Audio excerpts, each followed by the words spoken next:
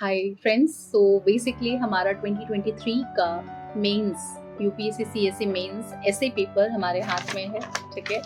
और अगर हम एक लाइन में इसको डिस्क्राइब करें तो ये कहेंगे कि ऐसे का paper as compare to last year कोई सरप्राइज नहीं है, फिलॉसफी है, बट एक प्यारा सा एक प्लेजेंट सरप्राइज ये है कि ये आसान पेपर है as compare to last year, क्योंकि इस पेपर में आपको कंप्लीट एक नीश मिलता है, कंप्लीट ओपन प्लेटफॉर्म मिलता है कि आप अपने जनरल स्टडीज की नॉलेज को बहुत प्रॉपरली एक्सप्लोर कर पाएं, आप उसको एग्जिबिट कर पाएं in with a tinge of philosophy. क्योंकि कई बार ऐसा होता है कि हमें एक ऐसा पर्टिकुलर फिलोसफिकल सेंटेंस मिलता है जो कि काफी क्लोज होता है, जिसके ओपन एंड सर्च करना बहुत मुश्किल होता है। तो अगर एक थोड़ा से भी ब्रेनस्टॉर्मिंग अगर एक अच्छे स्टूडेंट ने किया होगा, एक ऐसा स्टूडेंट जिसने रेगुलरली एटलीस्ट रिलीजियसली कोई भी एक ऐसे की टेस्ट सीरीज या फिर खुद से ही प्रीवियस ईयर क्वेश्चन पेपर्स को सॉल्व किया होगा, तो वो यहाँ पे अच्छे से कर सकते हैं, चूज कर सकते हैं। चूज करना एक अच्छा गेम था यहाँ पे, क्योंकि कई ऐसे नए बच्चे हैं जिनका हो सकता है फर्स्ट अटेम्प्ट हो या सेकंड अटेम्प्ट हो, या जिन्होंने इतना ज्यादा ऐसे एक्सप्लोर नहीं किया हो। उन बच्चों के लिए एक बेस्ट पार्ट यहाँ पे था कि उन्हें थोड़ा सा टाइम लेना था, वरना कुछ ऐसे बच्चे भी होंगे जिन्होंने कुछ ऐसे इजी टर्म्स चुने होंगे, जैसे कि पार्ट 1 में मीन सेक्शन ए में अगर आपने देखा होगा तो इंस्पिरेशन और क्रिएटिविटी एक वर्ड है जिसको आगे अगर पूरा ना पढ़ा जाए तो हो सकता था कि ये ऐसे उनके लिए काम का नहीं होता। लाइक अगर सेकंड सेक्शन बी में जाए हम तो लाइक एजुकेशन पे एक है, तो एजुकेशन वर्ड सुनते ही हमें वो घंटी बजती है कि एजुकेशन एजुकेशन बहुत सारा हमने देखा है, बट अगर कंप्लीटली हम उसको नहीं देखते कि ये ऐसे हमारे लिए कितना कारगर है, हम कहाँ रुक सकते हैं, हम कितनी रिपीटेशंस इसके अंदर ला सकते हैं, तो एक गलत ऐसे चुना होता आपने। तो मैं अभी कुछ ऐसी प्रॉपर फर्स्ट टाइम मेरा अगर ऐसे का पेपर देख के एज अ स्टूडेंट अगर मैं बैठी होती, नॉट एज अ टीचर, तो मेरा क्या रिएक्शन होता, तो मैं उसको ही बिल्कुल रॉ रिएक्शन और अपना proper basic opinion first reaction देना चाह रही हूँ इस पे। तो स्टार्ट करते हैं एक छोटा सा एनालिसिस, बहुत छोटा सा, जिसमें आप एक बॉटम लाइन अपने लिए सर्च कर सकते हैं। तो चलें स्टार्ट करते हैं हम अपने सेक्शन ए के फर्स्ट ऐसे से, which is thinking is like a game, it does not begin unless there is an opposite team. क्या समझ आता है आपको? इट मीन्स कहीं ना कहीं से it is talking of a comparison, means एक proposition, एक opposition, but it is connecting it to what? It is connecting it to the positive thinking. It is connecting it कि clash of ideas से भी bottom line कुछ आपको मिल सकता है, एक अलग solution मिल सकता है। It is talking of the expertise और basic experience के बीच का difference. It is talking of कि in terms of अगर हम democracy को भी लेते हैं कि एक particular idea पे कहीं ना कहीं कई बार chaos होता है, but उस chaotic situation के बाद भी if we can derive a positive idea, so we can get a proper solution or it can move towards the development. So this was an essay, और अगर आप मुझसे पूछते तो मैं ये कैसा ऐसे है, इट्स अ नॉर्मल वन, आप ले सकते थे। मैं इस साइड से सेक्शन ए से शायद ये वाला नहीं चुनती, क्योंकि मुझे ऐसा लग रहा है कि कुछ और मैं चेक करती, एक और बार मैं आगे देखूंगी। नाउ द सेकंड टॉपिक जो है आपका वो है visionary decision making happens at the intersection of intuition and logic. अब इसके दो पार्ट हैं। कई ऐसे बच्चे जो वो देखते, कई ऐसे स्टूडेंट्स थे होंगे जो एक तरह से इसका एक पार्ट देखेंगे कि विजनरी डिसीजन मेकिंग, इसको अगर पॉजिटिव साइड पे लें, लाइटर साइड पे लें, तो we have got a lot of idea, but कहीं ना कहीं वो रुकते इंट्यूशन और लॉजिक का डिफरेंस अगर बहुत प्रॉपरली नहीं डिफरेंशिएट कर पाते तो शायद वो वहां रुकते। बट आई मस्ट से अगर मैं चुनती सेक्शन ए से तो शायद मैं यही ऐसे चुनती, क्योंकि इसमें बहुत सारी चीजें हैं लिखने के लिए। लाइक अगर हम इसको प्रॉपरली देखें तो हम इंट्यूशन और लॉजिक के बीच का डिफरेंस डेवलप कर सकते हैं। लाइक अगर talking of the logic, everything is about reason, arguments, formulas, principles, or I would say almost a proven method, which will go with a logic wala part. But now coming to the intuition wala part, तो intuition is like sense, ऐसा sense जो कि past experience से develop हुआ हो, emotional intelligence से या फिर एक instinct से develop हुआ हो। तो अब इस चीज को अगर हम relate करेंगे visionary decision making means in terms of development, तो सबसे पहले अभी हमको recent की बहुत सी चीजें दिमाग में आ जाती हैं। just we had G20, we had this developed nation का एक nationalistic vision 2047 तक हम डेवलप्ड होंगे।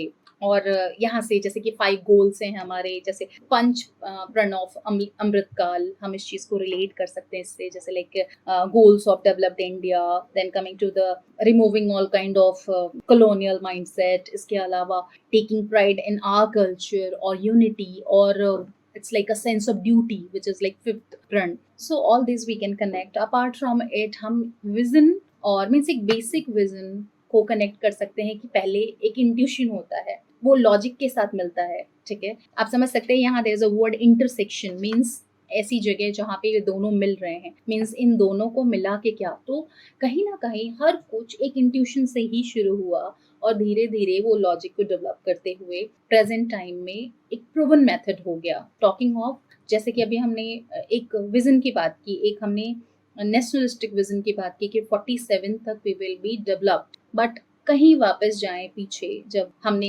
एलपीजी को सोचा, ग्रीन रिवॉल्यूशंस, हमने बहुत सी ऐसी चीजें देखी, या फिर अगर आप स्टार्ट करें तो once it was a vision in the time of a former prime minister Nehru ji, NAM, and now in terms of today we are talking of S Jaisankar's view. So वो जो एक non alignment को लेकर के हमारे ideas हैं, so somewhere previously it was intuition, but now जो भी हम प्लान आउट कर रहे हैं या सोच रहे हैं, it is all based on a proper logic, right, cause उसके कुछ फुटप्रिंट्स हैं हमारे पास, कुछ मेथड्स हैं। So this is how will be thinking now. अगर आप इस तरह कुछ बुक्स वगैरह आपने पढ़ी हो, जैसे कई अभी हमने कुछ स्टूडेंट से बात की, कई लोग जिन्होंने डिस्कस किया अभी, तो लाइक कुछ बच्चे ऐसे हैं जिन्होंने कुछ एक्स्ट्रा बुक्स पढ़ी, जैसे एटॉमिक हैबिट्स, सीक्रेट और इस तरह की सारी चीज़ें।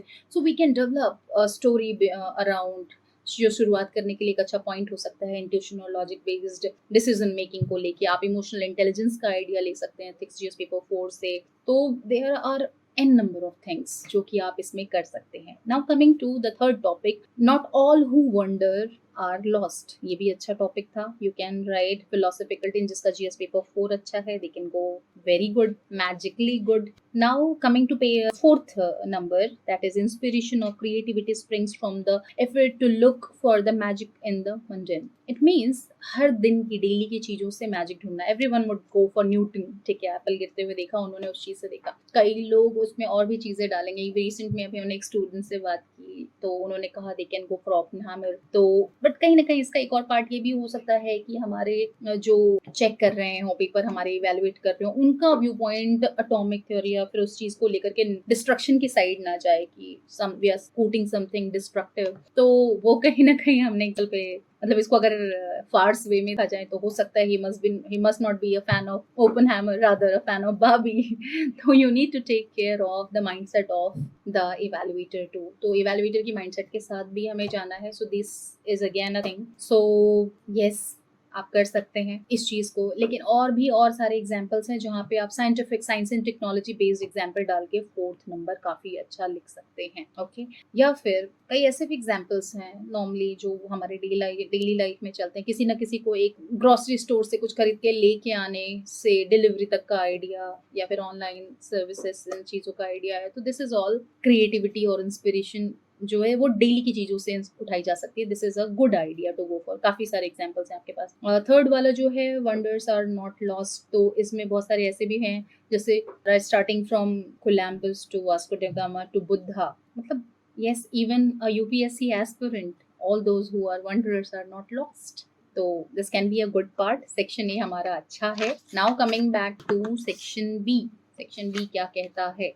The very first is the girls are weighed down by restrictions, boys with demands to equal harmful disciplines. Okay, so yes, this can go well. कई सारे बच्चों ने इसको भी चूज किया होगा, बट कहीं ना कहीं ऐसे से मैं बचती, क्योंकि मैं अगर कहीं लिखते हुए इमोशनल हो जाती तो शायद ये किसी चेक करने वाले के लिए एक जजमेंटल पार्ट हो सकता था, तो मैं इस वाले से बचती शायद सेक्शन बी में। तो आते हैं छठे नंबर पे, mathematics is music of reasons. Yes, it is a very captivative topic जिसका बहुत ज़्यादा जुड़ाव है मैथ्स से। शायद मैथ्स ऑप्शनल वाले या फिर इसका एक फिलोसॉफिकल टिंज आप ले सकते हैं कैलकुलेटिवनेस को लेकर के। तो definitely it can be a good one, but for very less student I think मैं नहीं चुनती शायद। इसके अलावा a society that has more justice is a society that needs less charity, social justice based है बिल्कुल, and you can write a lot